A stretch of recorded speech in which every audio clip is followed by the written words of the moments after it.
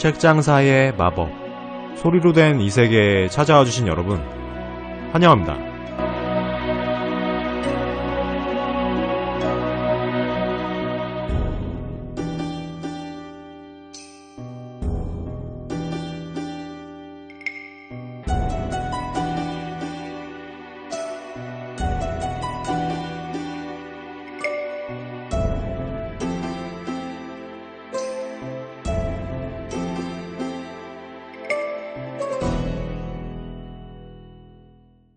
청취자 여러분 안녕하세요. 혼다입니다.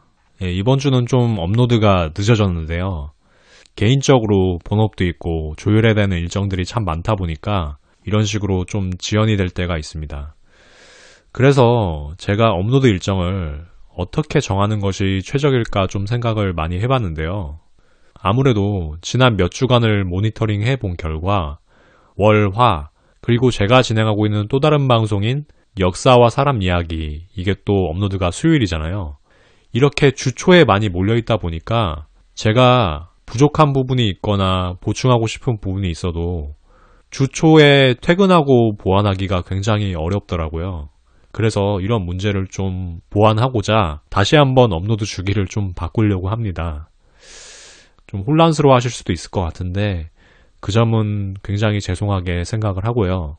그래서 최종적으로 본편은 목요일, 번외편은 화요일로 이렇게 정하겠습니다. 번외편은 때에 따라서는 올라가지 않는 경우가 있다고 생각해 주셔도 될 것 같고요. 일단은 이렇게 정하고 당분간은 이 일정은 움직이지 않도록 하겠습니다. 업로드 일정 변경에 대한 말씀을 드렸고 이제 본격적인 본편의 이야기로 한번 들어가 보도록 하겠습니다.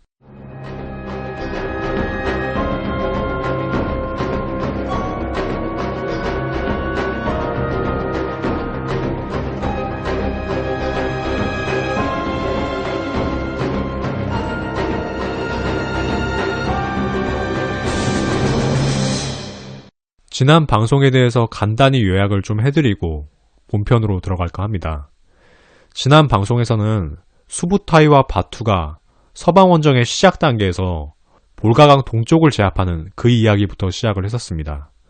그리고 나서 러시아 남부의 평원을 통해서 빠르게 속공을 전개할 것인지 혹은 북부에 있는 침엽수림에 있는 적들을 격파할 것인지 이것에 대해서 좀 설왕설래가 있었습니다. 결과적으로 결정된 사항은 침엽수림에 있는 러시아 공국, 그러니까 러시아 북부 공국을 제압하는 방식으로 전쟁을 하기로 했던 거죠. 그 이유는 남부 초원의 적은 쉽게 제압이 가능하지만 북부에 있는 이 침엽수림의 적은 남부의 적과 결탁을 하게 되면은 제압하기가 더 어려워질 수 있는 그런 요새에 자리 잡고 있다는 문제가 있었습니다. 수부타이는 대규모 원정의 시작에서 안정성을 중요시하는 그런 신중함을 계속 지속적으로 보이게 됩니다. 이게 그 시작이라고 할 수 있을 것 같고요. 수부타이의 별동대는 그래서 이 북부에 있는 침엽수림 시대를 정벌하기 위해서 서북부를 향해서 모스크바를 향해 갑니다. 그리고 그 일대의 동북부를 초토화하는 이런 작전을 수행하게 됩니다. 그 중에 중요한 두 가지 방침이 있었습니다. 첫 번째는 공포 전략이라고 할 수 있는데요. 모스크바로 향하면서 학살과 파괴를 지속적으로 자행하게 됩니다. 이게 청취자분들 중에서 앉아서 보는 세상님이 코멘트를 해주시기도 했지만 전략적인 측면에서 보면 공포 전략이라고 할 수 있지만 군사들의 입장에서는 어떻게 보면은 얕고 좀 저열한 인간의 욕망을 충족하는 그런 과정이기도 했습니다. 그들에게 완전한 약탈을 허용해 줌으로써 그들의 재물욕을 채워주고 또 정주 문명의 생산 기반을 완전히 초토화하고 사람들을 학살함으로써 그들의 파괴욕을 채워주는 거죠. 이런 식으로 수뇌부에서는 전략적으로 움직이지만 휘하의 장병들에게는 전쟁 속에서 충족 가능한 그런 잔혹한 방식의 욕망 충족을 해주면서 원적을 해나가게 됩니다. 이 공포 전략이 전략적으로는 효과가 있었습니다. 왜냐하면은 요새인 모스크바에 이르러서는 겁에 질린 수비병들이 싸우지 않고 도망하는 그런 효과가 있었기 때문입니다. 그리고 수부타이의 별동대가 취했던 또 다른 방침은 꾸준한 정보전을 지속적으로 수행했다는 점입니다. 이거는 공포 전략과는 다르게 우리가 충분히 인지하고 배워야 할 만한 그런 요소들이 많이 있습니다. 늘 정보를 습득을 하고 그 정보를 통해서 유연하게 계획을 수립하고 어떻게 그 계획을 실행할 건지를 지속적으로 검토를 하는 거죠. 적의 병력과 적의 위치, 그리고 도시의 상태를 끊임없이 계속 모니터링을 하게 됩니다. 스타크래프트로 말하자면은 맵팩을 키고 전쟁에 임하는 거죠. 그들의 맵팩의 레이더 안에 들어온 게 모스크바 동북부에 있는 블라디미르와 수지달이라는 지역의 영주였습니다. 수부타이는 그들이 연합군을 결성하려는 그 장면을 포착을 하게 됩니다. 그래서 연합군 결성 과정에서 블라디미르라는 도시가 빈집이 되는 상황이 펼쳐집니다. 두 세력의 군대가 결집하는 과정에서 블라디미르가 빈집이 된 거죠. 그 빈집이 된 걸 보고 바로 빈집터리에 들어가서 그 블라디미르라는 지역을 먼저 점령합니다. 이거는 스타크래프트가 아니기 때문에 Our force is under attack 이런 메시지도 오질 않는 거예요. 그래서 현상이 파악이 안 된 상태에서 블라디미르 영주는 빈집터리를 당하게 되고, 그래도 연합군이 대군이니까 자기네가 이기겠지 하면서 정보전을 좀 게을리하다가 자기네들 사방으로 포위에 들어오는 몽골군에 포위를 당해서 전멸을 당하고 맙니다. 그러니까 몽골군은 적의 동태는 샅샅이 살피면서 스스로는 기동력 있고 은밀하게 행동해서 위치를 노출시키지 않은 거죠. 그 위치 노출을 피하면서 적군을 포위해서 쌈 싸먹는 이런 전술을 보여줬습니다. 이제 오늘은 모스크바와 그 동북부를 초토한 수부타이가 이후로 어떤 행보를 보이는지 이것에 대해서 묘사를 하도록 하겠습니다. 수부타이와 바투는 먼저 러시아 북부공국의 공략을 마무리하게 됩니다. 지난 회에서는 수부타이의 활약에만 집중했지만 사실 러시아 북부공국 재패 과정에서 수부타이와 바투가 동시에 움직이고 있었습니다. 그들이 움직이는 진로를 표현을 하자면은 모스크바를 꼭지점으로 해서 수부타이는 동북쪽으로 뻗어가고 바투는 서북쪽으로 올라가면서 V자를 그리면서 요새를 공격을 하게 됩니다. 여기서 V자를 그린다고 표현하기도 했지만 실제로 이게 완전한 승리를 위한 포석이었습니다. 러시아 북부공국을 소멸시키고 서방 원정의 기초를 닦기 위한 그런 포석이라고 할 수 있었습니다. 여기에서 또 하나의 흥미로운 점은 이 몽골군이 전략적으로 진군 과정과 거리를 계산한 흔적이 뚜렷하게 드러난다는 점입니다. 일단 수부타이가 모스크바에서 동북쪽으로 뻗어나간 거리는 반경 260km 정도입니다.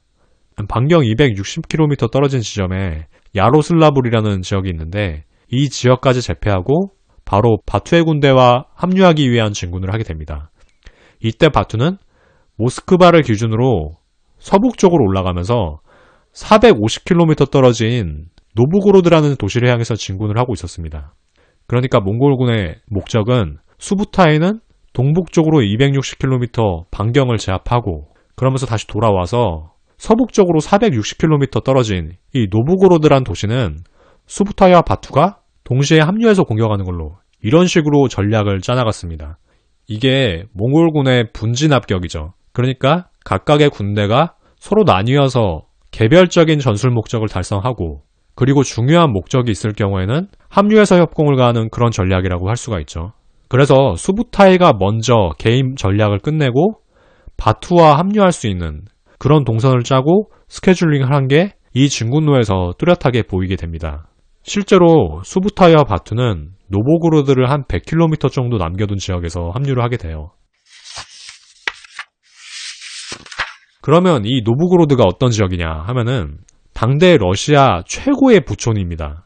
이 노보고로드가 현재 위치로 보자면은 모스크바와 상트페테르부르크 중간쯤에 있는 도시인데요. 상트페테르부르크가 발트해, 그러니까 핀란드 있고 이런 지역에 붙어있는 항구 도시인데 아무튼 발트해 내지는 이 북해 항구 도시와 모스크바 사이에 있는 도시였는데 이 노보고로드가 굉장한 부촌이었기 때문에 수부타이와 바투 입장에서는 러시아 공국의 전쟁 막바지에서 전쟁을 통한 피해를 금전적으로 보상하고 또 병사들의 사기를 증진하기 위한 그런 유목민족의 필연적인 약탈을 위해서 이 도시를 공격한 것으로 보입니다. 이 노브고로드 100km 지점까지 이르기까지 수부타이와 바투의 성과를 요약하면 1238년 1월쯤에 이 러시아 공국들을 공격하기 시작해서 3월에 이르기까지 약 두세 달간 성체도시 12곳을 파괴하는 이런 어마어마한 전과를 거두게 됩니다. 몽골군의 기동력과 러시아군이 서로 협력하지 않고 각계격파 당했기 때문에 나온 결과라고 할 수 있을 것 같습니다. 자, 그런데 노브고로드에 도착한 게 결국에 3월 이후의 일이란 말이에요. 이 3월 하면은 북반구는 공통적으로 절기가 봄으로 접어드는 그런 상황이라고 할 수가 있습니다. 그러니까 이 수부타이와 바투가 막상 이 노브고로드에 도착을 하니까 완전 해빙이 돼가지고 강물이 불어나고 막 강물이 넘치고 해가지고 주변이 완전히 늪지대가 된 거예요. 그리고 예전부터 계속 말씀드렸던 진흙바다, 라스푸티차가 넓게 펼쳐져가지고 도저히 이 기병들이 뭐 사람이라고 해도 행군이 어렵겠지만 이 기병들은 더더군다나 행군이 어려운 그런 상황이 되었습니다. 그래서 공격 측도 수비 측도 도저히 전쟁을 할 수 없는 그런 상황이 됩니다. 그래서 몽골군의 선택은 기다렸다가 공격을 하느니 그냥 포기하고 시간을 아끼는 게 차라리 더 도움이 되겠다 이렇게 판단을 한 것 같습니다. 그래서 이 노보고로드는 깔끔하게 포기를 하고 물러나게 되는데 이게 몽골군의 소소한 전략적 실패 중에서 하나로 이제 평가가 되게 됩니다. 몽골군 입장에서는 이 러시아 북부 공국들을 초토화한 입장에서 핵심 도시를 탈취해서 이 도시를 약탈함으로써 성과를 분배하고 싶었지만 사실 그 욕심이 현실적인 상황에 비춰서는 좀 지나쳤던 거죠.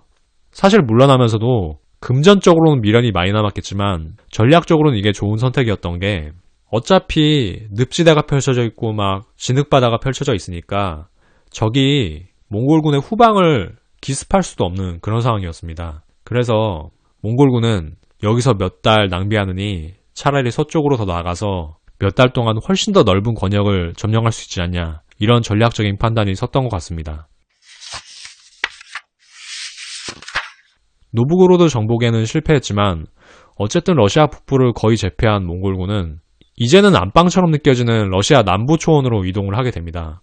서남부로 쭉 이동을 해서 돈강이라는 강 유역의 초원에 위치를 하게 됩니다. 이 지역은 러시아 서남부하고 우크라이나의 접경 지역 정도라고 생각을 하시면 되는데 여기서 이왕 쉬어간 김에 그래 러시아 북부 공국을 제압하면서 누적된 피해 이런 걸 좀 추스르고 전력을 보강하자 이런 생각을 하게 됩니다. 그래서 전통적으로 이 지역의 터줏대감이었던 쿠만족을 또 공격해서 이 쿠만족 이제 불쌍해 죽겠어요. 이게 무슨 동네북도 아니고 이 쿠만족을 공격해가지고 일부를 포로로 삼고 이 포로들을 몽골의 병사로 개조를 시키게 됩니다. 몽골군은 유목민족의 군대를 포로로 삼게 되면은 이 사람들을 죽이기보다는 전략적으로 자신들의 기병을 보완하는 보조군으로 활용을 하게 됩니다. 그래서 이 쿠만족 포로들이 보조군으로 육성이 되게 되고 뭐 그 외에 다른 유목민족들도 뭐 용병으로 고용이 되고 뭐 이런 상황들이 펼쳐지게 됩니다. 그래도 몽골군은 이 휴식을 하고 전력을 보강할 때는 충분하게 하는 것 같아요. 고생한 병사들에게 휴식을 충분히 주면서 새로 합류한 병사들을 충분히 훈련시키는 이런 수완을 보이게 됩니다. 그래서 원정 중간인데도 이런 식으로 충전하는 시간이 1년 이상이나 지속되게 됩니다.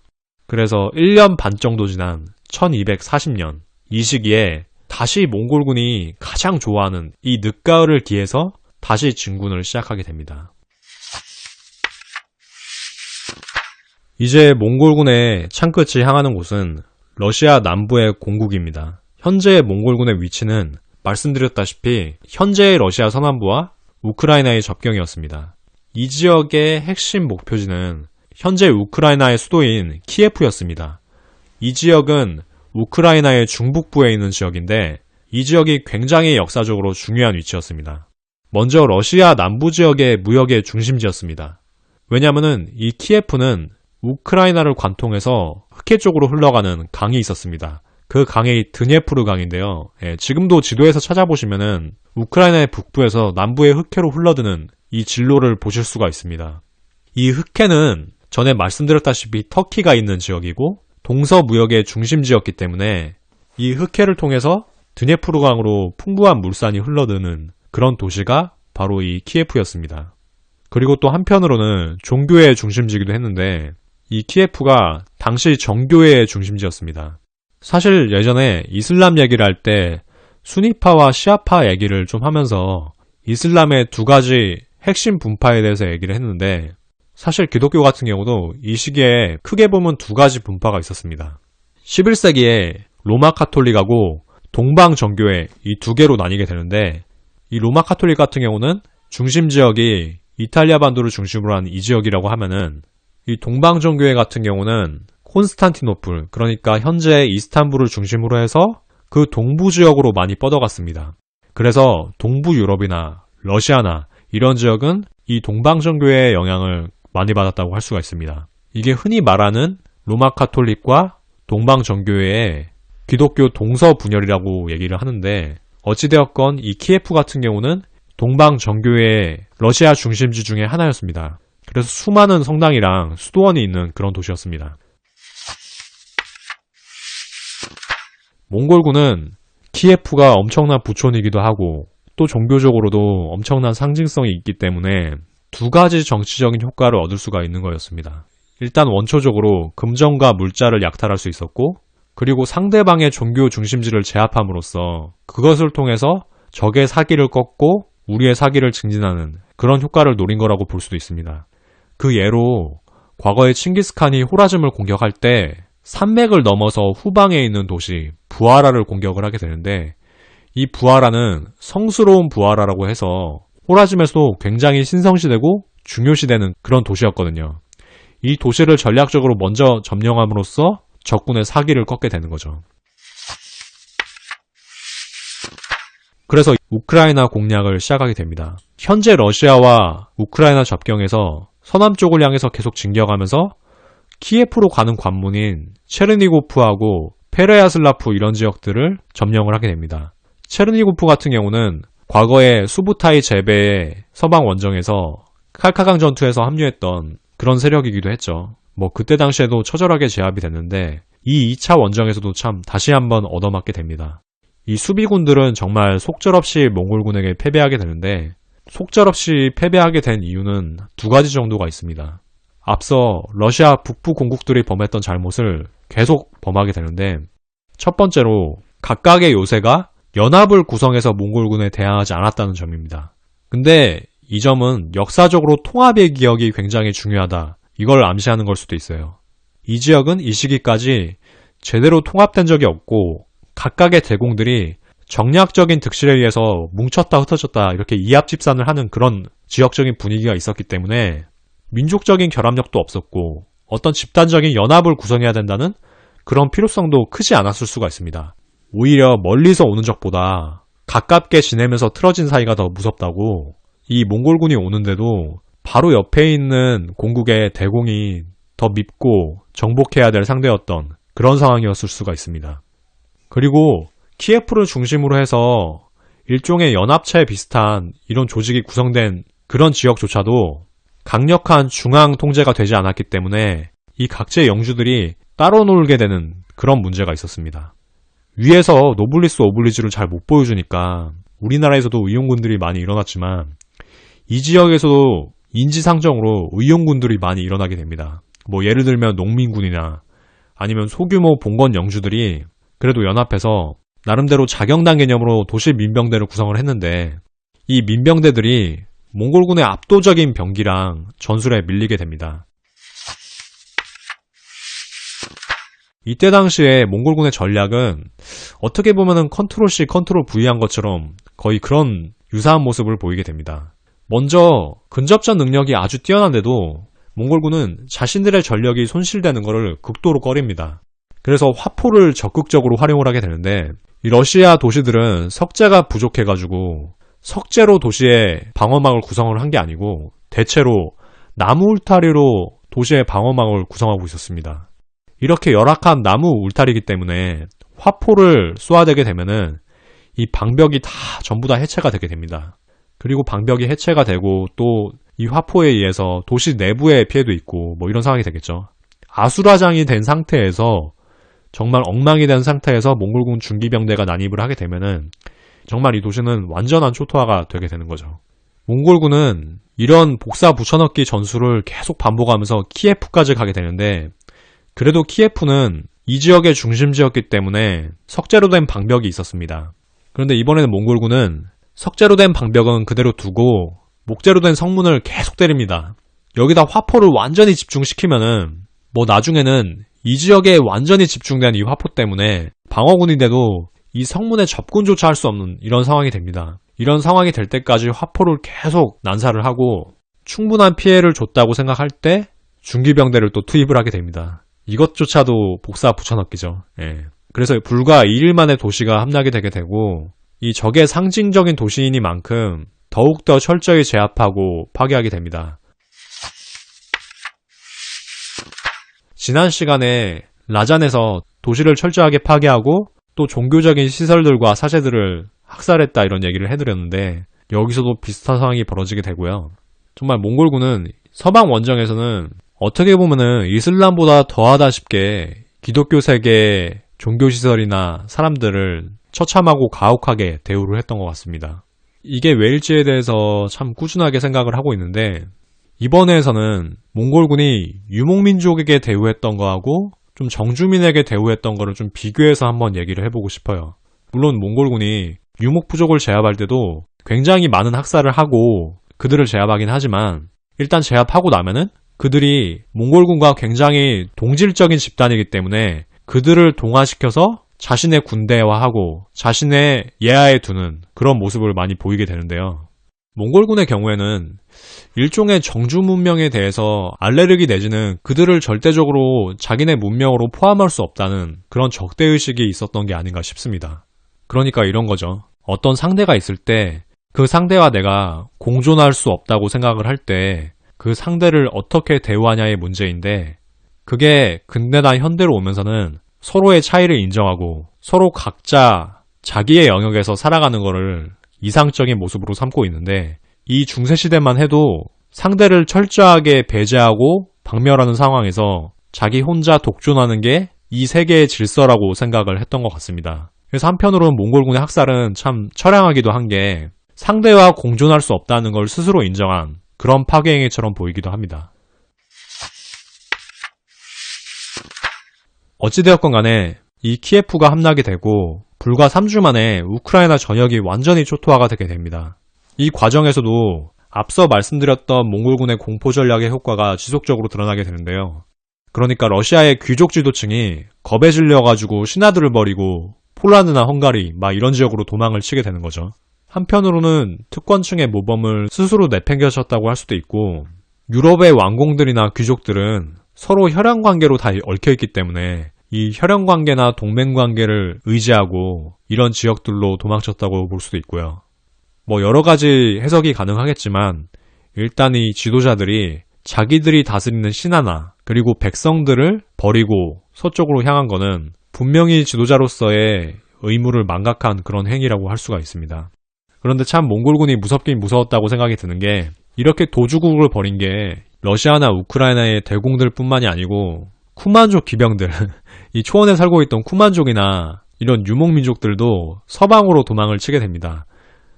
동족이라서 더 무서움을 잘 아는 걸 수도 있고 과거의 칼카강 전투에서 쿠만족 기병이 몽골군과 싸우다가 교전 중에 도망치는 이런 상황도 있었잖아요. 참 그런 거 생각하면 몽골군의 전투 능력이 압도적이긴 했던 것 같습니다. 이 다음의 과정을 알기 위해서는 이 쿠만족 기병들이 자신의 터전을 버리고 서방으로 도망가서 이후에 어떤 공작을 펼치는지 그걸 알아봐야 되는데요. 그 이야기는 상황극으로 한번 들어보시도록 하겠습니다. 몽골군이 러시아 북부공국에 이어 남부공국을 제압하고 우크라이나 전역까지 정벌하였을 무렵 오늘날의 헝가리 지방의 왕은 벨라 4세였다.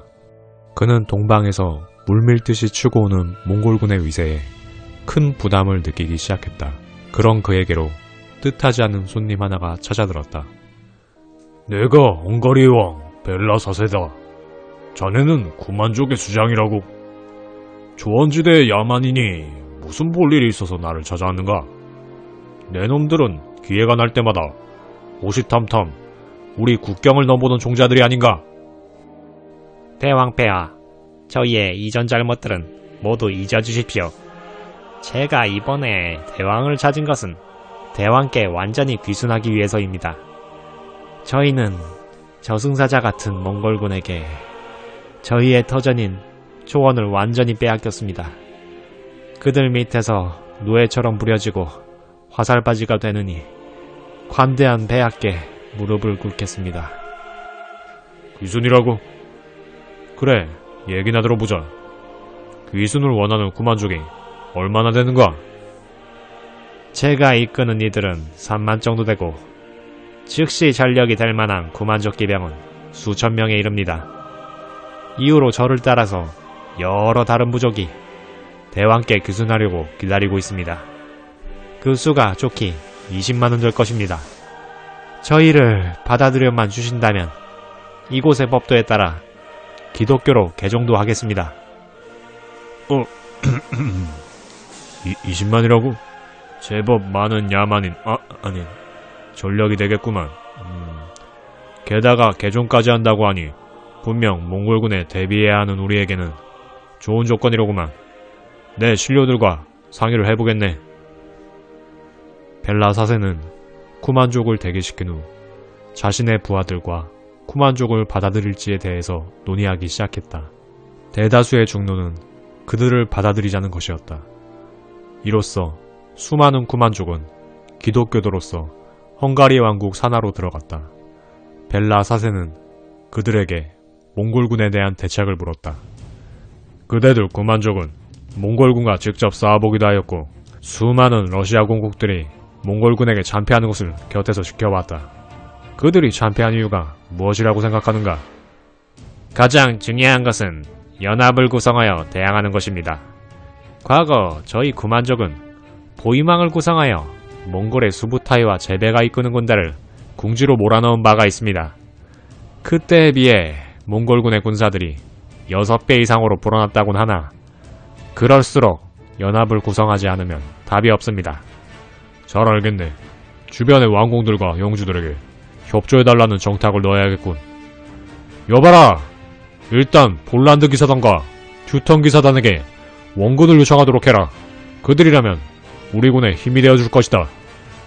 헝가리군이 쿠만족을 포섭하고 연합전선을 구성하는 동안 몽골군은 지금의 우크라이나와 폴란드의 접경지방인 푸셰미실에 주둔하고 있었다. 수부타이는 바투와 함께 전력을 재정비하고 주변의 정세를 논하고 있었다. 바투님, 이 수부타이가 알겠습니다. 그동안 우리 군도 적지 않은 희생이 있었습니다. 하지만 이곳의 조원 친구들을 포섭한 덕택에 어느 정도 회복이 되었군요. 우리 군의 군세가 대략 15만쯤 되었던가요? 네, 장군. 이곳에서 길들인 병사도 제법 몽골 본군의 흉내를 낼 수 있게 된 것 같습니다. 그렇다면 이곳에서 몽골 본군의 3만 군사를 후방에 배치해야겠습니다. 장군, 구만족이나 불가르 기병이 제법 숙련되었다고는 하나 아직 우리 군의 본군에는 훨씬 미치지 못합니다. 아직은 충분한 본군을 데리고 있을 필요가 있습니다. 장군이 방금 말씀하신 것은 보류를 하시죠. 제가 본대 3만 명을 후방에 배치하려는 것은 정복 지역을 관리시키기 위함입니다. 우리가 정복한 러시아 북부와 남부의 공국들, 그리고 우크라이나 지역에 쐐기를 박을 필요가 있습니다. 글쎄요. 정복 지역을 관리하는 인원치고는 좀 많은 것 같습니다. 장군은 이번 원정을 시작하신 이래로 지나치게 신중하신 것 같습니다. 저도 올해로 나이가 65입니다. 전장에서 쓰러져간 수많은 몽골 전사에 비하면 거의 2배 이상은 살아왔다고 할 수 있겠죠. 이 늙은이가 노파심으로 한 말씀 드릴 테니 들어주시겠습니까? 물론입니다. 이 바투는 올해 고작 35입니다. 싸움에는 제법 익숙하다 해도 장군에 비하면 경험이 일천한지라 장군께는 의지할 수밖에 없습니다. 다만 한 가지 걱정은 있습니다. 지나치게 신중하게 움직이다가 좋은 기회를 놓칠까 저는 그것이 두렵습니다. 바투님의 걱정은 이해합니다. 제가 바투님의 나이 때는 훨씬 더 저돌적인 장군이었으니까요. 그리고 원정을 시작한 이래로 바투님이 공을 서두르시는 것도 쭉 보고 있었습니다. 그랬습니까? 이제와 각을 잡고 속마음을 얘기하려고 하는데 수부타이 장군께서는 이미 제 마음을 읽고 계셨군요. 부끄럽습니다. 아닙니다. 제가 장군의 나이였다면 아마 분해서 상이라도 한번 엎었을 것입니다. 장군의 자제력에 경의를 표하는 바입니다. 저는 장군의 마음을 알기에, 그리고 장군이 선뜻 제 진언에 따라 주시기에 그동안 잠자코 있었던 것입니다. 그러면 장군께서 걱정하시는 점은 무엇입니까? 제가 걱정하는 것은 그간의 성공을 물거품으로 만들 수 있는 위험 요소입니다. 그런 것들은 아무리 조심해도 지나치지가 않으니까요. 저는 제배 장군과 함께한 지난 원정에서 고작 2만 명의 병사를 이끌면서도 모험을 하다가 궁지에 몰린 적이 있습니다. 하지만 지금 우리 군은 10만이 넘는 대군입니다. 그런 대군의 후방이 안전할 수만 있다면 3만 정도의 군사를 투자하는 것은 거저먹는 것일 수도 있습니다. 그들은 본국으로부터의 연락망을 철저하게 보호하고 때에 따라서는 특수한 작전도 수행할 것입니다. 알겠습니다. 당초에 장군의 높아심은 이길 수가 없습니다. 정말로 받아들이신 거 맞습니까? 참모에게 전해들은 이야기에 따르면 헝가리 왕국의 벨라 4세는 폴란드 공국과 듀턴 기사단에게 원군을 청하고 안심하고 있는 상태로 보입니다. 하지만 지금 폴란드 기사단과 듀턴 기사단은 우리가 쓸고 지나간 러시아 공국 중에서 아직 무사한 도시를 공격하여 탈취하고 있는 모양입니다. 바로 앞에 닥칠 일을 모르고 좀도둑질을 하고 있군요. 그렇습니다.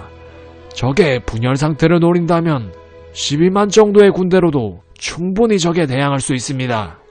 적이 정신을 차리고 연합을 구성하기 전에 각계격파해야 됩니다. 장군, 이것은 이 바투가 알아낸 정보인데 말이오. 이대로 서쪽으로 가면 더 재미있는 일이 펼쳐질 것이오. 그것은 왜입니까? 내가 조사한 바에 따르면 신성 로마 제국의 프리드리 2세와 교황인 그레고리우스 9세가 패권 다툼을 벌이고 그게 전쟁으로까지 번지고 있다고 하오. 좀 앞서가는 이야기이긴 하지만 더 서쪽으로 나아간다면 로마 교황과 신성 로마 제국의 수장이 전쟁 중인 틈에 어부지리를 노려야 할 것이오. 과연 바투님의 정보는? 과찬이시오. 장군께 또 한 가지 드릴 말씀이 있소. 그게 뭡니까? 지금까지의 전투는 저와 장군이 주도적으로 임했으나 앞으로는 전쟁에 종군한 왕자들에게 독립된 군을 좀 맡겨보시는 게 어떻겠습니까? 아직 못 믿어오실지는 몰라도 그들이 몽골 제국의 미래이니 그들에게도 기회를 주셔야 할 거라고 봅니다.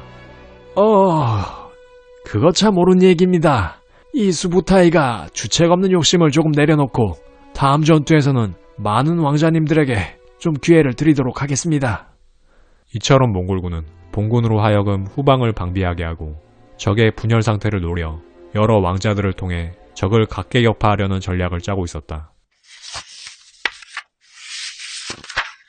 앞서 상황극은 쿠만족 기병이 서쪽으로 도망가서 헝가리의 왕인 벨라한테 의지하는 그런 모습을 다뤘습니다. 이 벨라 4세 입장에서는 쿠만족이 무려 20만이나 귀부하고 또 개종까지 한다고 하니까 이거를 흔쾌히 받아들이게 되는데, 역사적인 기록으로는 이 쿠만족이 몽골족 기병에 대해서 묘사하는 걸 듣고 굉장히 기겁하기도 했다, 뭐 이런 장면들이 있습니다. 그래서 이 헝가리 왕인 벨라 4세는 앞서 러시아 공국들과는 다르게 좀 연합을 구성하려고 이런 준비를 하게 됩니다.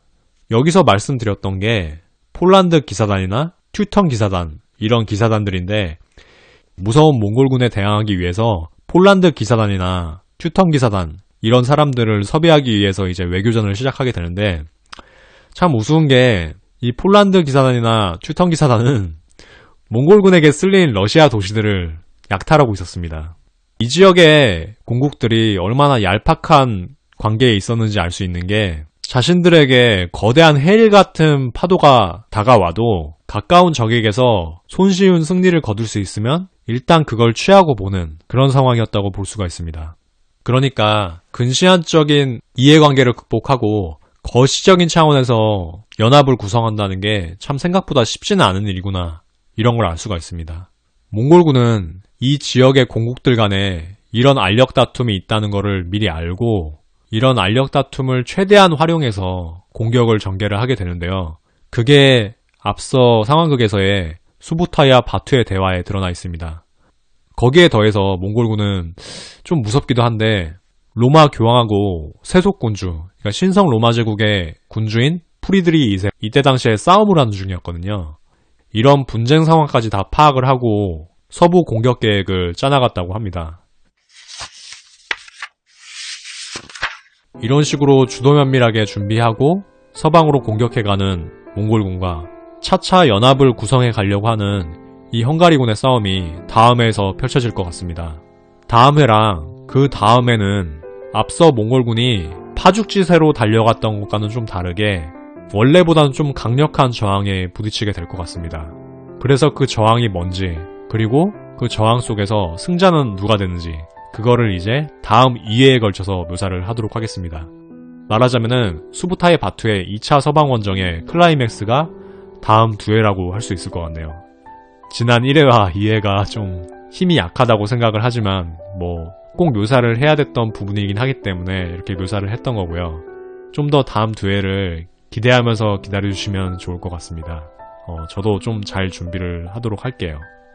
어찌되었든 지금까지 들어주셔서 감사했고요. 다음 주 화요일 그리고 목요일에 뵙도록 하겠습니다.